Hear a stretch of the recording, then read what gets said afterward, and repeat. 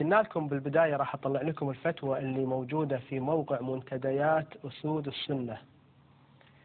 سأل الوهابي: شيخنا رزقكم الله الشهادة والحور العين في الجنة، أردت رضي الله عنكم أن أقوم بعملية استشهادية، وتقدمت إلى الشيخ أبو الدماء القصاب،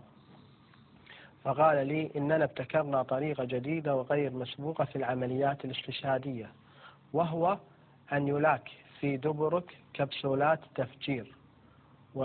ولكي تتدرب على هذه الطريقة الجهادية لابد أن ترضى أن يلاط بك فترة كي يتسع دبرك وتكون مؤخرتك قادرة على أن تتحمل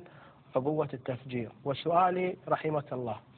هل يجوز أن أبيح دبري لأحد الإخوة المجاهدين إذا كانت النية صالحة والهدف الدربة على الجهاد، يعني يمكن تدريب على الجهاد ليقوم بتوسيع دبري؟ فحمد الله الشيخ وأثنى عليه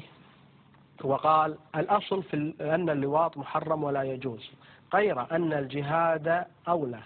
فهو سنام الإسلام، وإن كان سنام الإسلام لا يتحقق إلا باللواط فلا بأس فيه، فالقاعدة الفقهية تقول: الضرورات تبيح المحظورات، وما لا يتحقق الواجب إلا به فهو واجب،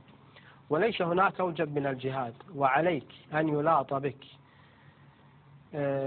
وعليك بعد أن يلاط بك أن تستغفر الله وتكثر من الثناء عليه، وتأكد يا بني إن الله يبعث المجاهدين يوم القيامة حسب نياتهم، ونيتك إن شاء الله نصرة الإسلام،